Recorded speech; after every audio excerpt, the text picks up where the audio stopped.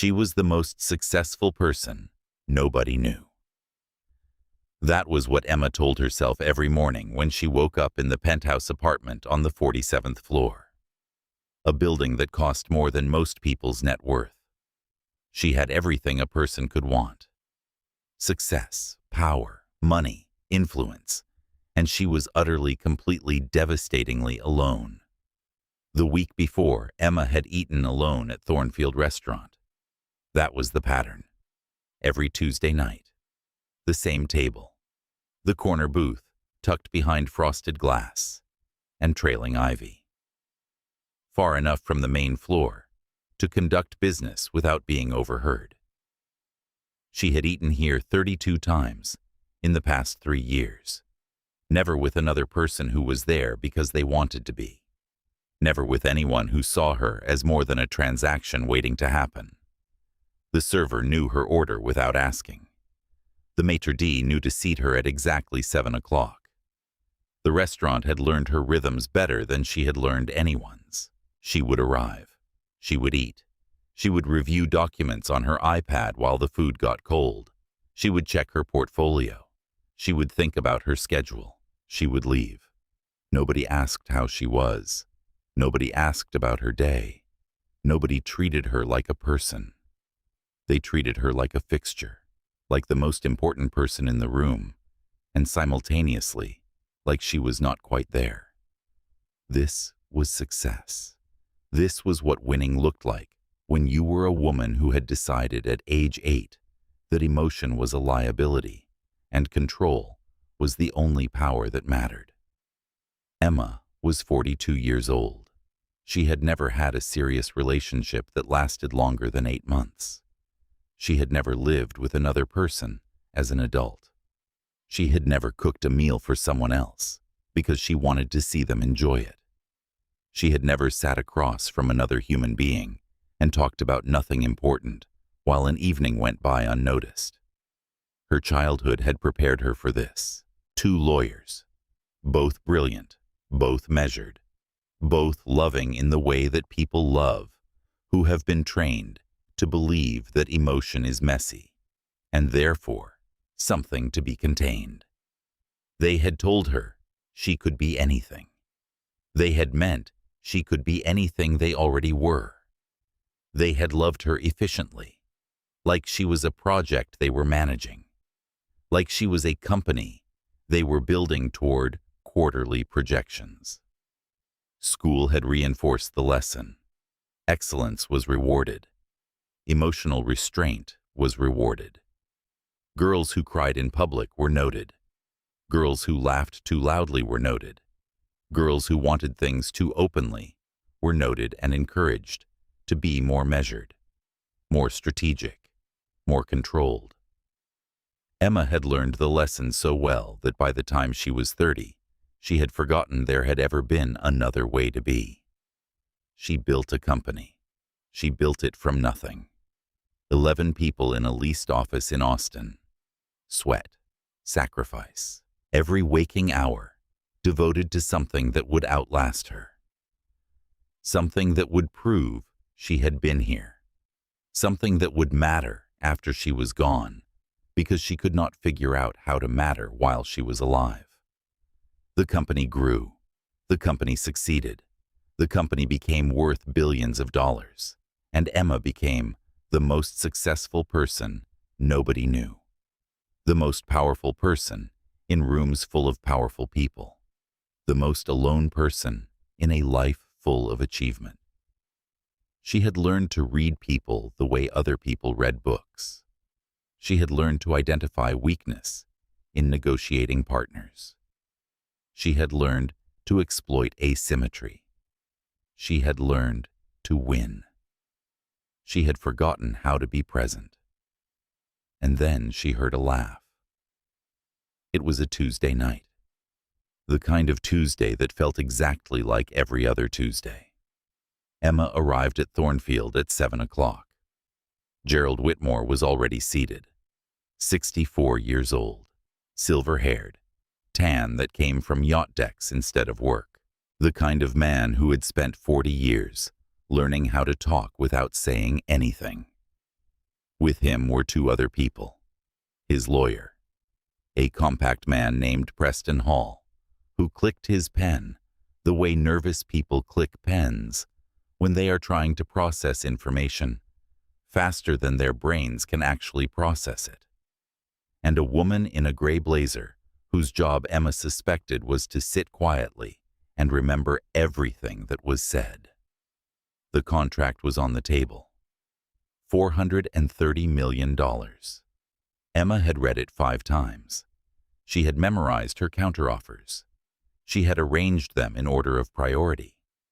She had rehearsed her responses to every angle Whitmore might take. She had done what she always did. She had removed uncertainty. She had removed the possibility of surprise. She had prepared for everything except the moment when she would no longer want to win.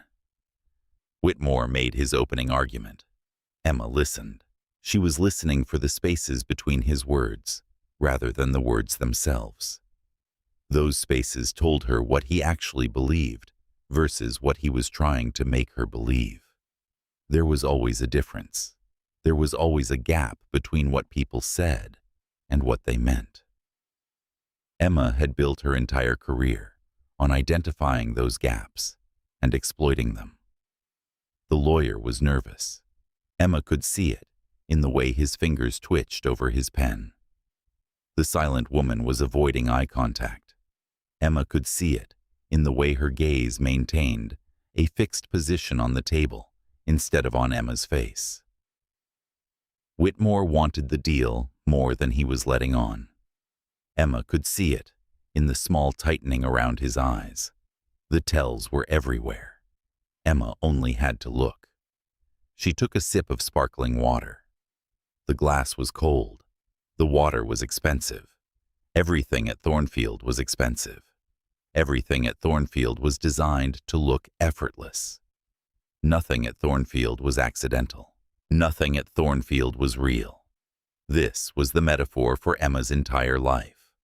Everything designed, everything engineered, nothing accidental, nothing real. Whitmore talked about projected margins. Emma responded. The negotiation continued through the first course.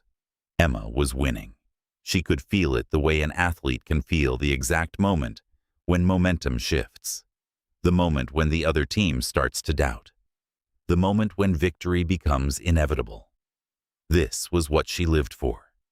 This was the moment when all the preparation paid off.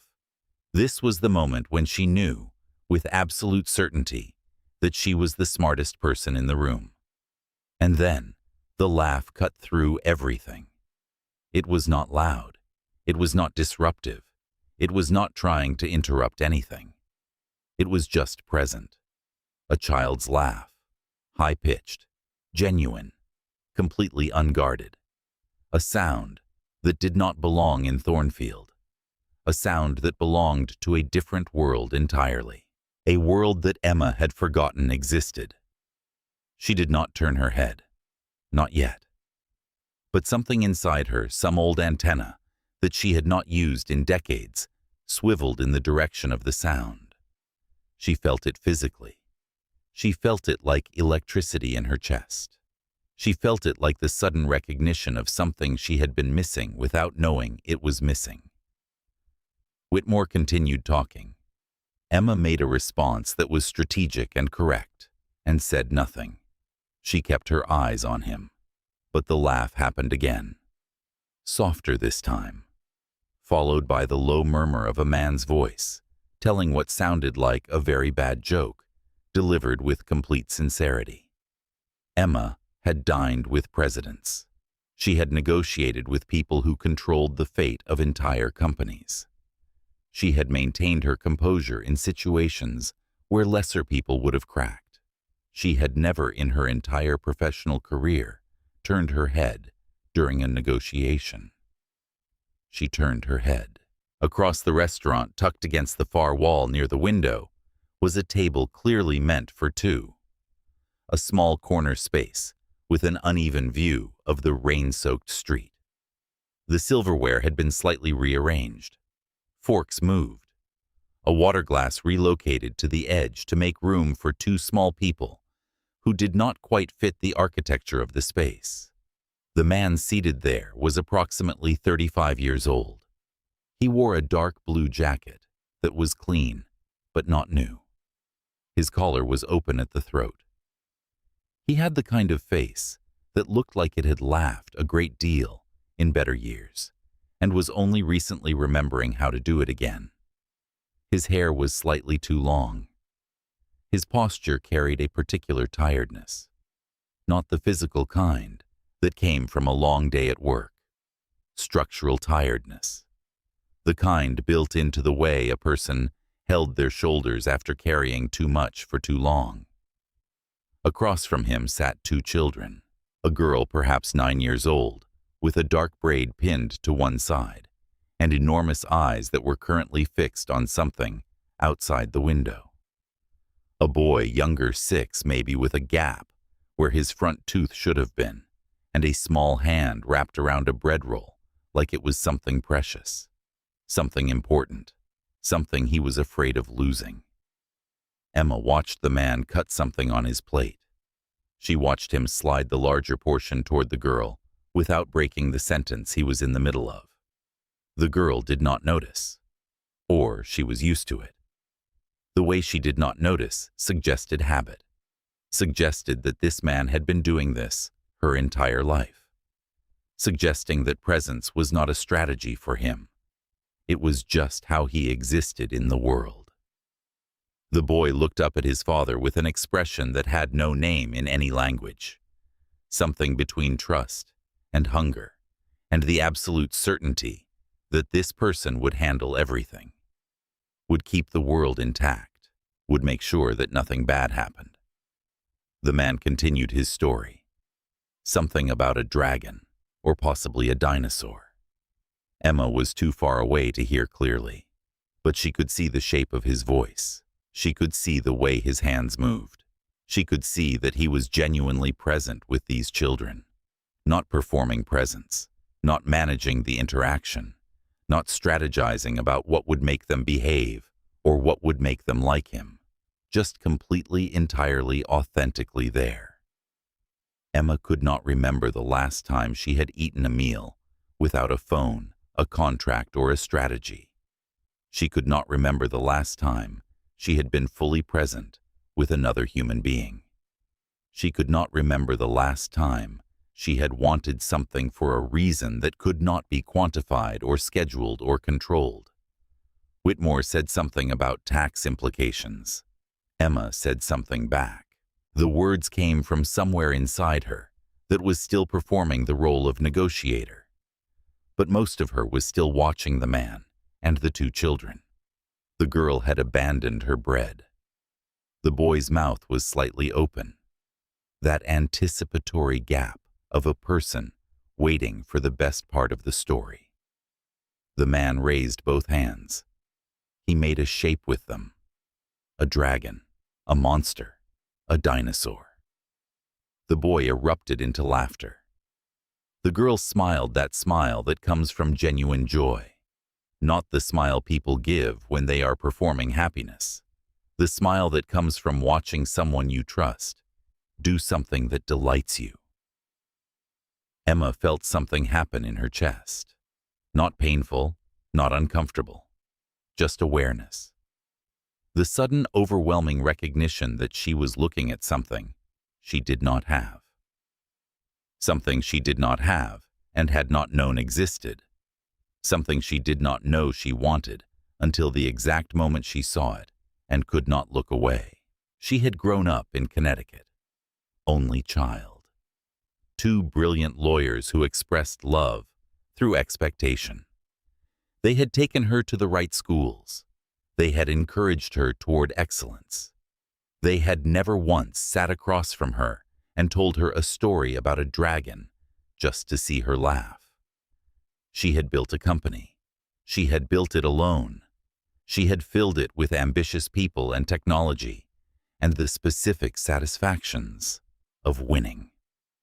She had not until a Tuesday night when she heard a laugh cut through the engineered ambiance of Thornfield understood what she had been trying to build was never going to give her what she actually needed. But the man across the restaurant was not trying to build anything. He was just being. He was just present. And in his presence, his children were thriving. His daughter was safe. His son was certain that the world made sense. His presence was enough. Emma felt something small and stubborn relight itself in her chest. Something that had been dormant for so long, she had forgotten it existed. She turned back to Whitmore. She said something about contingency clauses. She said something about timelines. The words were correct. The strategy was sound. She was winning. But she was dying inside. The negotiation continued through the second course. Emma answered 3 more questions. She signed nothing. She agreed to reconvene the following week. But throughout the rest of the meal, she kept a tab on the table by the window, in the very edge of her attention. The man was telling a new story now. She could see the children leaning forward. The girl had abandoned her bread entirely. The boy's mouth was slightly open, in that trusting, anticipatory gap of a person waiting for something important. The man raised both hands again, made a shape with them. The boy erupted into laughter again. The girl clapped her hands together. The man was laughing too, quietly, with his eyes. The kind of laugh that comes from actually being present with people you love. Emma felt something strange and unfamiliar happen inside her. It felt like finding a room in a house you thought you knew completely. A room you had walked past 1,000 times without noticing the door. A room that had been there the entire time, and you had never known. She had spent 42 years building the wrong thing. She had spent 42 years thinking that success looked like being alone at a table in a restaurant with a $430 million contract. She had not understood that success could look like a man and 2 children in a small corner booth, telling stories present with each other, asking for nothing except the opportunity to share a meal. She looked at the man again, and something in the specific quality of his features triggered a memory. 8 years ago. Denver. A startup company called Summit Data. A technical presentation. A young engineer with dark eyes and an articulate explanation of why their approach to data security was superior to everything else on the market. She had asked the hardest questions in that room. Everyone else had been focused on the financial projections. She had focused on him, on the way he thought, on the clarity with which he explained complex things. She had voted yes on the funding. Her partners had asked if she was letting emotion cloud her judgment. She had said no. She had also not told them the truth. The truth was that she had gone home that night and looked him up. Daniel Marsh, married, a wife named Claire, a daughter named Lily, who was 1 year old in the LinkedIn photo. She had never called him after that. There had been no professional reason to. Summit Data had succeeded. He had succeeded. And she had built her company larger and let the memory of him become just another transaction she had processed and moved on from. But the laugh, the specific, particular, unrepeatable quality of his laugh was unmistakable. She was almost certain. The fork she was holding felt suddenly strange, like a prop, like something someone else was using her hand to hold.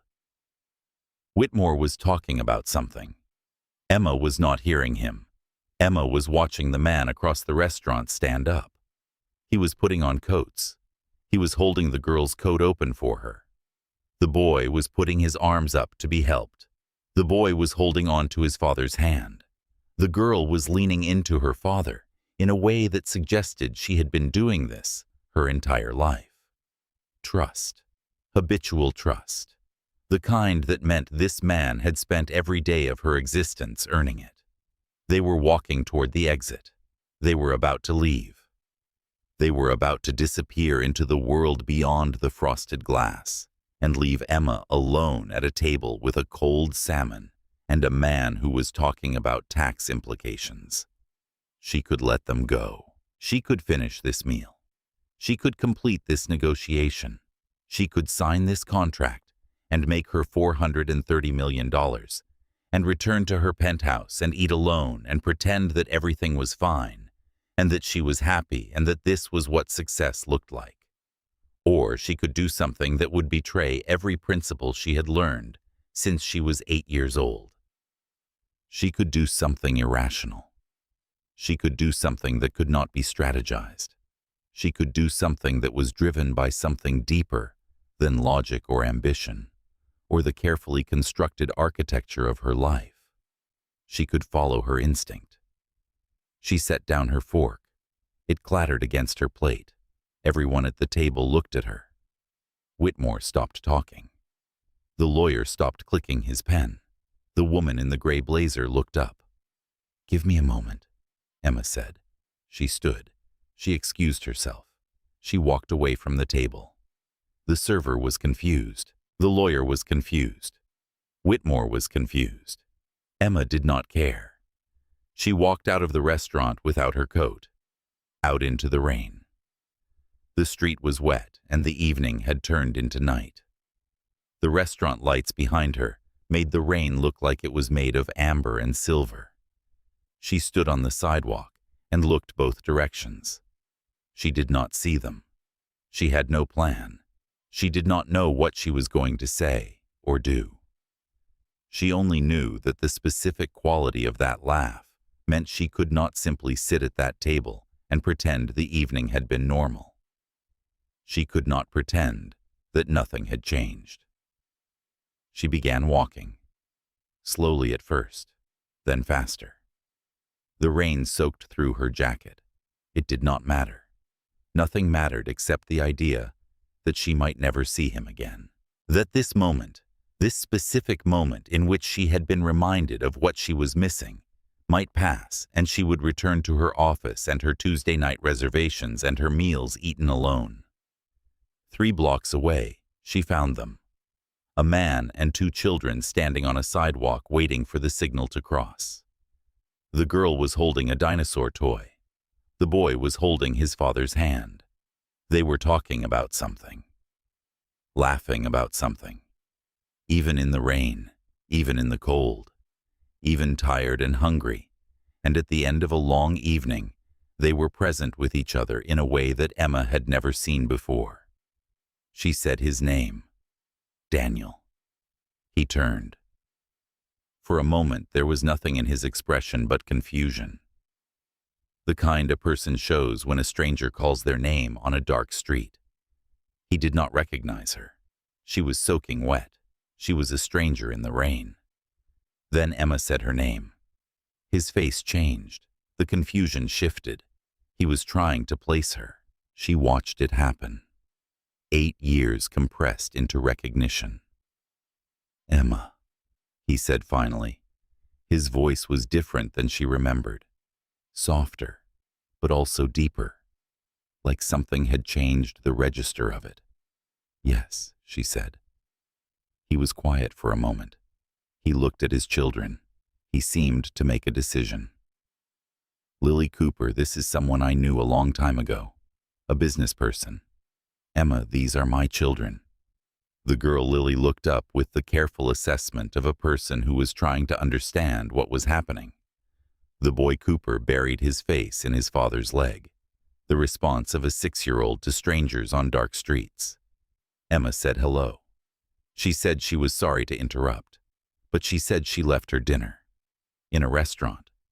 She left it halfway through because she heard a laugh, and she thought she recognized it, and she needed to know if she was right. Daniel was looking at her in a way that suggested she might not be entirely sane.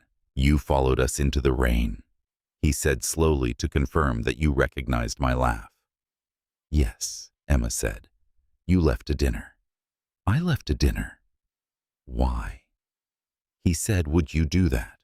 "Because I have spent the last 8 years building a company and eating alone and thinking that was what success looked like. And then I heard a laugh. A real laugh.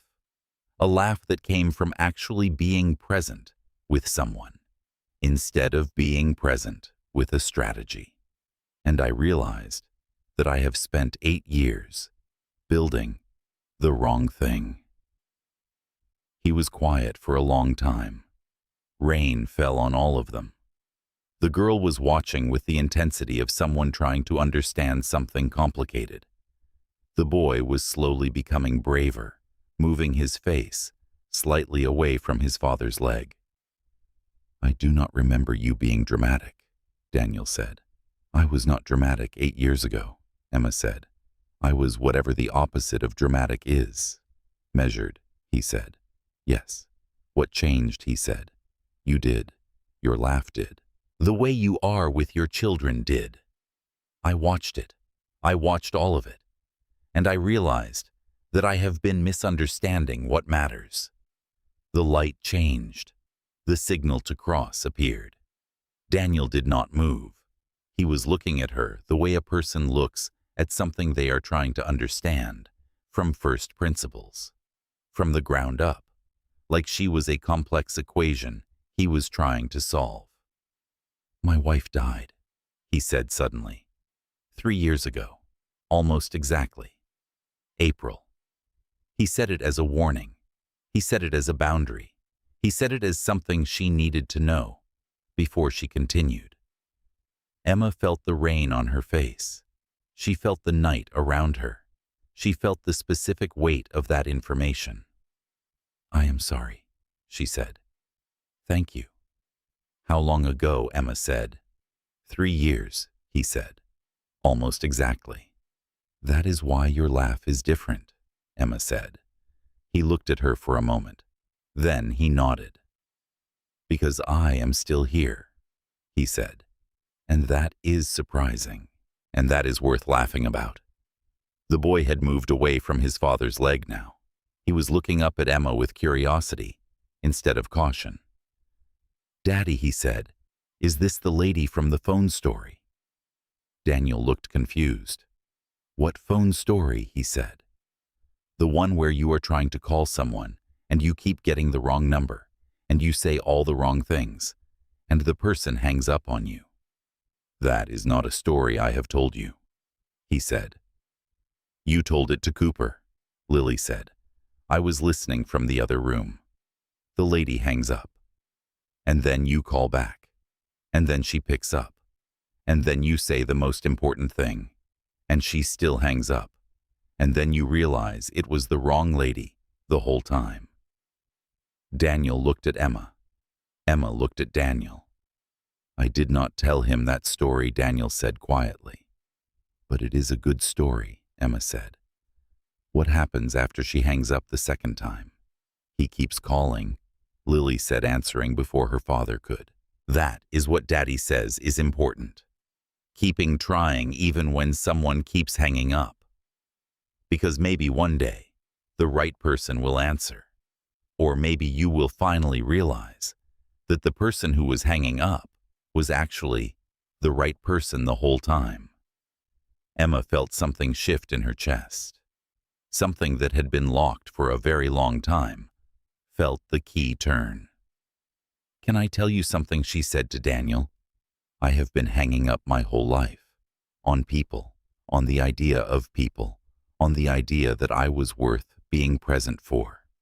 And I think I finally realized that I was the right person. And you were the person trying to call." He said nothing. "That does not make any sense," Emma added. "I think it makes perfect sense," he said. "I think you are a stranger who followed me into the rain and quoted my daughter's interpretation of a story I did not tell. And I think maybe we should have coffee before we have any more conversations like this." Emma said yes. Lily said, "She is very weird, Dad. Cooper said I like her." And Daniel looked at Emma and smiled. That same smile, that same laugh underneath it, but different too. Because it now came from someone who had lost something and found reasons to laugh anyway. Someone who had learned that presence was not a luxury. It was a necessity. It was the only thing that actually mattered. They got coffee the next morning. It was at a small cafe near Daniel's apartment, the kind of cafe that was not impressive. The coffee was made by a machine that probably should have been replaced 5 years ago. It was not expensive. It was not strategically chosen. It was just a place where Daniel went, because it was near his home, and it was convenient, and they made decent coffee. Emma found herself not caring that the coffee was bad. She found herself not caring that the cafe was small. She found herself not caring about any of the things she usually cared about. She only cared about sitting across from this man and listening to him talk. Daniel told her about Summit Data, how he and his wife Claire had started it together in Denver when they were young and ambitious and thought that hard work and smart thinking could solve any problem. They had built something real. They had built something that mattered. They had built it together. Claire got sick when Lily was 4. It was fast. One day she was fine, and the next day she was not. The kind of illness that did not give you time to prepare. The kind of illness that took someone away before you had finished saying all the things you wanted to say. She died when Lily was 7, and Cooper was 3 months old. Daniel had to choose at that moment. He could take a job at a larger company to support his family, a job that would have paid well, a job that would have been a good move professionally, or he could stay with the startup. He could try to make it work. He could be there for his children every day, while they processed the loss of their mother. Claire told him from her hospital bed what to do. She had said, "Take the job if you need to. I will never judge you for taking care of our children. But if you can stay, if you can be here, if you can do it without destroying yourself, then please stay. Please be the person our children see when they look for their father." He had not taken the job. 3 months later, Claire was gone. He had spent 3 years trying to figure out how to be a father to a grieving daughter and a baby who would never remember his mother. He had spent 3 years trying to figure out if he was doing it right. He had spent 3 years wondering if Claire would be proud of him. He had spent 3 years wondering if his children would forgive him for not being able to protect their mother from dying. Emma listened to all of this. She did not try to fix his pain. She did not try to solve his problems. She only listened. She understood that this was what real presence was. Not fixing, not solving, just witnessing. Just understanding that sometimes the most important thing you can do for another person is acknowledge that they are hurting and stay with them in that pain instead of trying to make it disappear. Emma told Daniel about her childhood. 2 lawyers who loved her efficiently. Love expressed through expectation. Achievement. Excellence. They had shown up to her graduation. They had been proud. But they had also been measured. Everything in proper proportion. Nothing excessive. Nothing that could not be controlled. She had been educated at schools that prepared children for excellence and rewarded emotional containment. Do not be too enthusiastic. Do not let your voice rise. Do not cry where others can see. These were the rules she had learned before she learned to read. She had built a company from 11 people in a leased office in Austin to a global technology firm with 4,000 employees and a valuation that appeared regularly in publications. She had stopped reading those publications because they made her feel like a character in a story rather than a person. She had been loved by many people and felt connection with none of them. She had achieved everything she thought she wanted and discovered that achievement was empty. It was cold. It was alone. She told Daniel about the moment she recognized him. 8 years ago. She remembered the specific way he thought, the clarity with which he explained complex things. She remembered going home that night and looking him up. She remembered seeing the photo of his wife and daughter and deciding to never contact him because he already had a life. He already had people who mattered to him. She told Daniel that when she heard his laugh, she understood that she had been running in the wrong direction her entire life. The coffee went cold. Neither of them noticed. The conversation lasted 3 hours. It lasted until the cafe started getting busy with the lunch crowd, and they realized they had occupied the same table since early morning. Daniel said, "Are you sure about this?" Emma did not know what he was asking. "Are you sure about having coffee with me? Are you sure about changing your life? Are you sure about leaving your world and trying to be part of mine?" She said, "I am not sure about anything, but I am more sure about this than I have ever been sure about anything in my entire life." Daniel paid for the coffee. They walked out into the morning light. He did not ask her for her number. He did not ask when he could see her again. He only said, "I have to get the kids from my neighbors. If you want, you can come meet them properly, not in the rain, not as a stranger, just as someone who wants to know us." Emma said yes. For the next 4 weeks, Emma spent increasing amounts of time with Daniel and his children. The first time she came to his apartment for dinner, she was terrified in a way she had never been terrified before. Terrified that she would say something wrong. Terrified that she would hurt them. Terrified that she would want this so badly, and it would not work out. The apartment was small. The kitchen was cramped. The furniture was mismatched. There were drawings on the refrigerator, most of them by Cooper. There was a plant on the windowsill that was half dead. There were shoes by the door that did not match. There were toys scattered across the floor. It was nothing like Emma's penthouse. It was everything like a home. Lily greeted Emma with polite distance.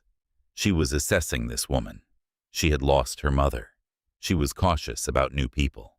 She was protecting her father and her brother from getting hurt again. Cooper greeted Emma by hiding behind his father's leg. The response of a 6-year-old to women who appeared in his life unexpectedly. He did not know if this woman was good or bad. He did not know if she was going to stay or leave. Daniel made pasta for dinner. Emma offered to help. Daniel said no. Emma offered to order something better. Daniel said the pasta was fine. Emma offered to pay for a better apartment. Daniel said something that stopped her cold. Daniel said, "Emma, I do not need your money. I need your presence." They sat at a table that was too small for 4 people. Nobody mentioned this. They ate. The pasta was good but not exceptional. Nobody pretended it was something it was not. Cooper told a joke that was not very funny. Everyone laughed because the joke was not the point. The point was that a 6-year-old told a joke and his family laughed. Lily showed Emma a drawing. It was a frog. Not a good drawing. It was crude and unfinished. But Lily explained that she wanted to be a herpetologist. Lily was very serious about this. Emma took this seriously. She asked Lily questions about frogs. Lily answered them with the authority of someone who had read every frog book in the library. Emma realized she was engaged with this conversation. She was not performing interest. She was not managing the interaction.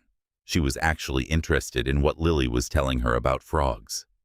The second time Emma came, Daniel told her that the heating system was broken. It had been broken for 2 months. He was saving money to fix it. He was doing the research. He was making a plan. He was going to solve this himself. Emma offered to pay for a new heating system. Daniel said no. Emma insisted. They had their first real fight. Daniel said that Emma cannot solve her way into his life. He said that presence is the opposite of fixing. Presence is sitting with what is broken and choosing to stay anyway. Presence is accepting that not everything gets solved And some things just stay broken, and you love the person anyway. Emma cried, not in front of Daniel. Later, in her car.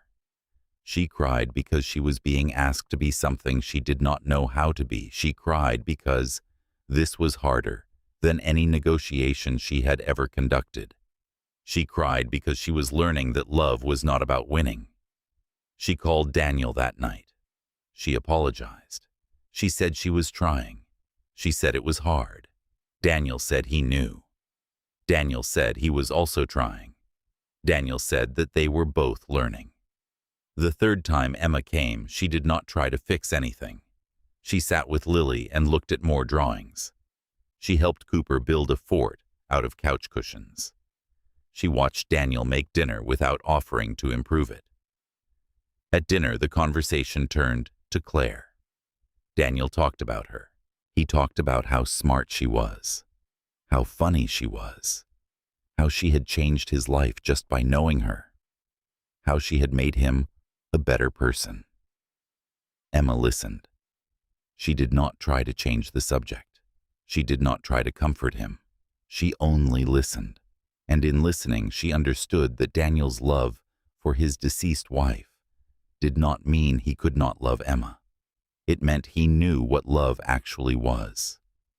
Lily asked Emma if she was going to leave, like everyone else does.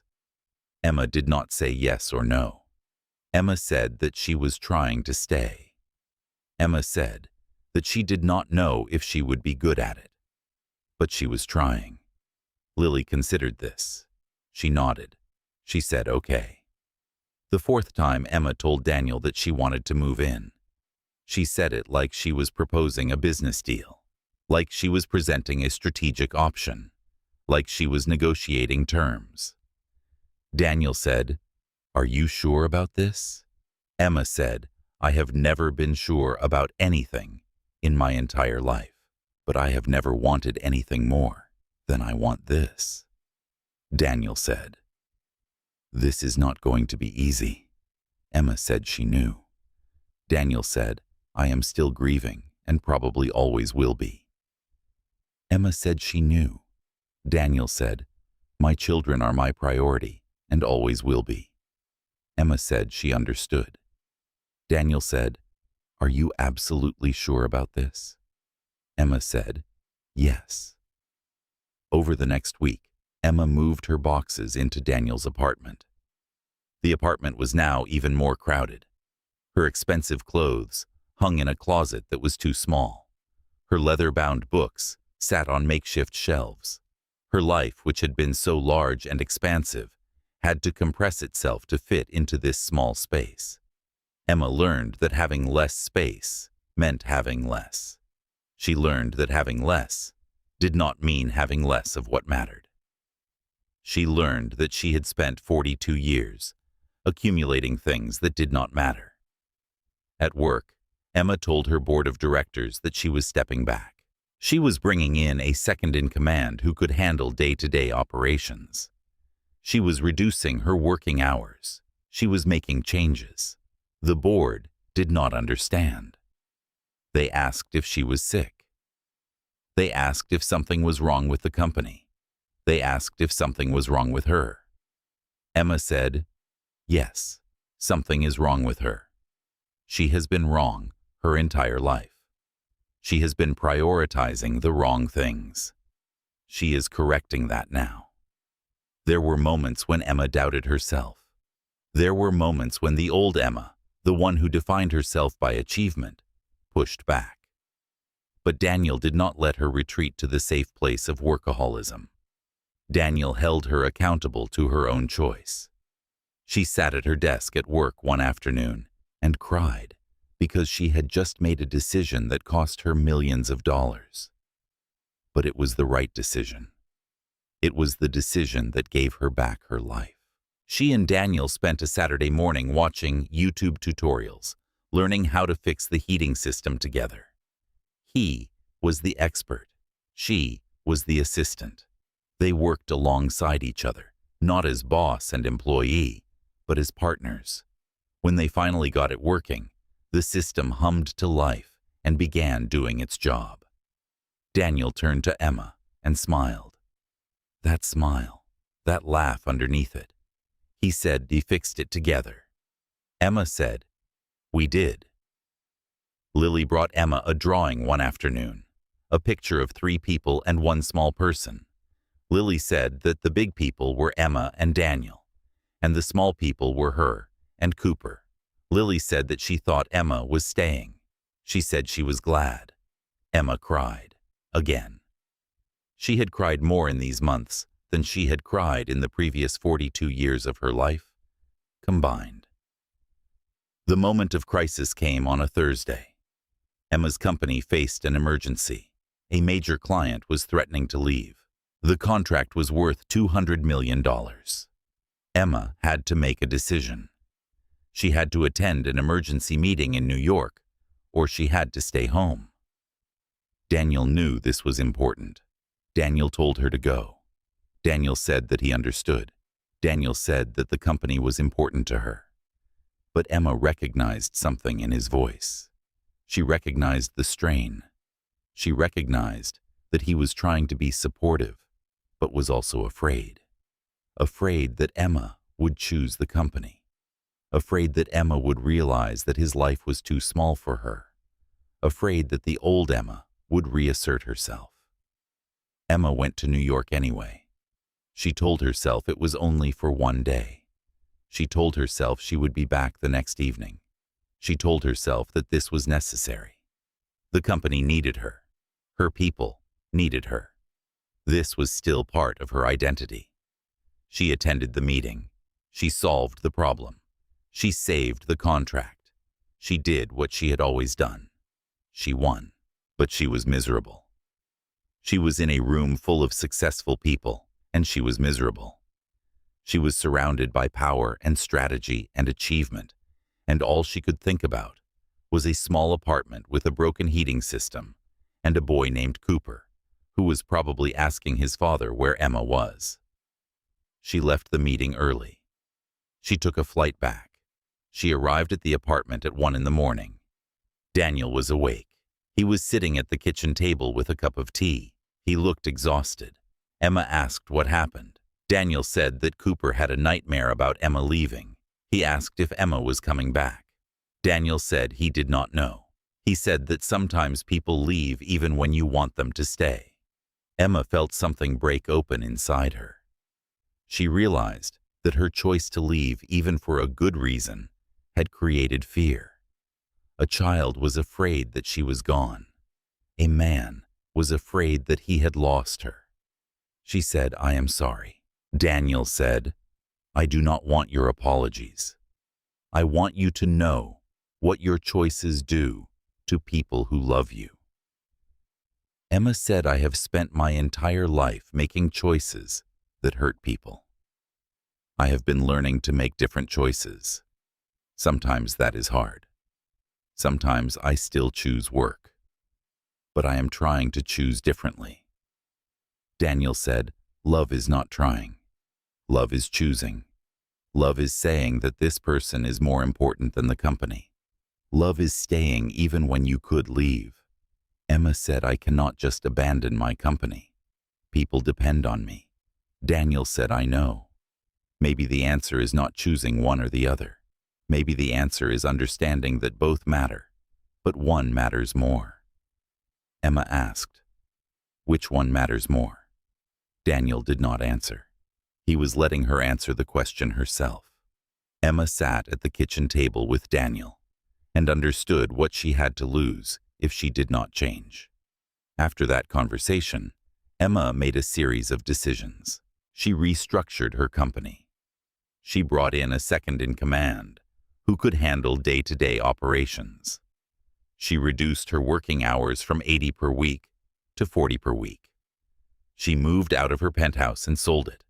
She took the money and gave half of it to Daniel. She said, "This is your choice what to do with it.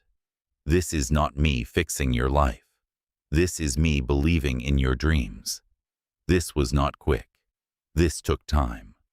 There were moments when Emma doubted herself. There were moments when the old Emma The one who defined herself by achievement pushed back hard. But Daniel did not let her retreat to the safe place of workaholism. Daniel held her accountable to her own choice. She told her board of directors that she was stepping back permanently. The board did not understand. They asked if she was making a mistake. Emma said, yes, she had been making a mistake. She was correcting it now. She moved her boxes into Daniel's apartment. Her expensive things compressed themselves to fit into small spaces. Her leather-bound books sat on makeshift shelves. Her life, which had been so large and expansive, learned to be smaller. At work, she made presentations that she was not fully focused on. But she left work early. She left work to pick up Cooper from school. She left work to help Lily with her homework. She left work to have dinner with her family. Daniel took the money Emma had given him and did something she did not expect. He started his own consulting company. He took clients who needed help fixing their systems. He became his own boss. He became the version of himself that Claire had known was possible. He was not rich. He was not powerful. But he was free. And his children saw their father building something he believed in instead of just surviving. Lily brought Emma a drawing one afternoon. Emma was sitting at the kitchen table, and Lily came and put the drawing in front of her. It was a picture of a frog and a woman.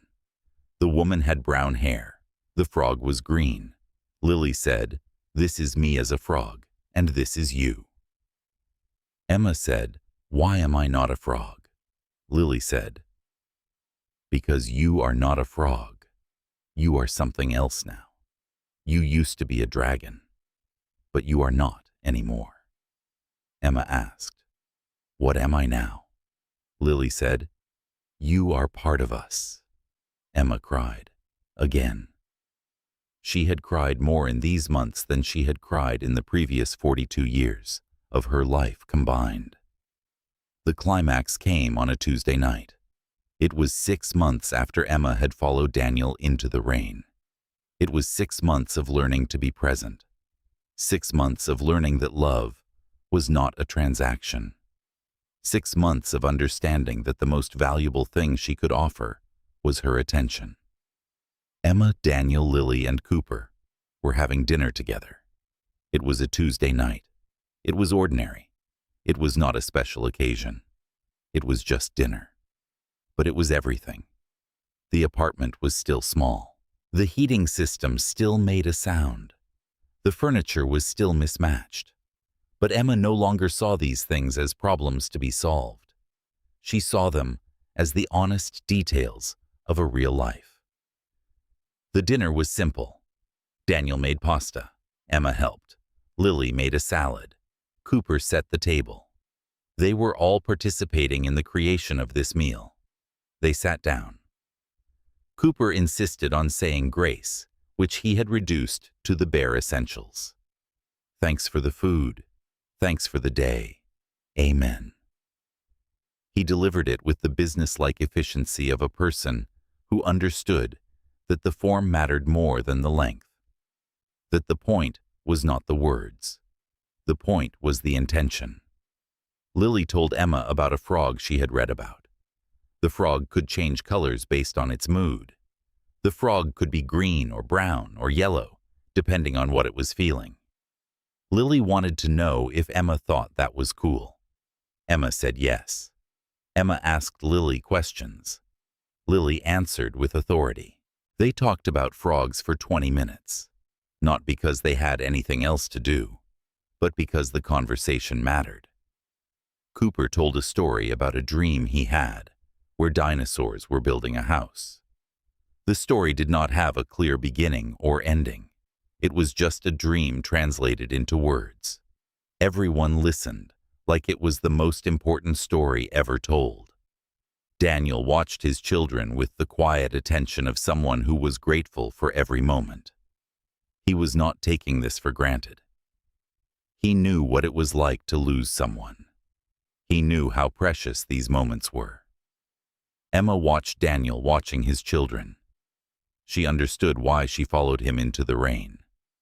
The light outside was going the particular gold of a spring evening, the kind of light that does not last long enough, the kind that makes people stop in doorways and look without knowing why, the kind that contains something that cannot quite be translated into language, but is felt clearly in the chest. Cooper raised his water glass and said, "To dinner. To the dinosaur. To Emma." Lily raised her glass. To family. Daniel raised his glass. To being here. Emma raised her glass. She looked around the table. She looked at the man who had changed her life. She looked at the girl who had shown her what presence looked like. She looked at the boy who had taught her that trust was something that could be offered freely. She said, "To finally understanding what matters." They clinked glasses. Cooper said, "Clink," because apparently the sound itself was not quite enough for him. They needed to say it out loud. Emma looked around the table. She thought about the woman who sat alone at Thornfield. She thought about the moment she heard a laugh that changed everything. She thought about the night she followed a stranger into the rain. She thought about the heating system that is still broken but will eventually be fixed. She thought about the apartment that is still too small. She thought about the life that is still imperfect. But it is real. It is honest. It is present. And for the first time in her entire life, so was she. 6 months later, life had changed in subtle but profound ways. Emma had fully integrated into Daniel's world. She had learned to be present in a way that had seemed impossible just a year ago. She had learned that the most important metrics were not financial. They were measured in the specific quality of a laugh, in the trust a child showed when they held your hand, in the moment you realized that you had been building the wrong thing your entire life, and it was not too late to build the right one instead. She sat in her office less and less. She came home earlier and earlier. She picked up Cooper from school sometimes. She helped Lily with her homework. She made dinner alongside Daniel. She learned where the napkins were kept. She learned that the back left burner ran hot. She learned that presence meant sometimes doing nothing at all. Daniel had started his own consulting company and was finding success on his own terms.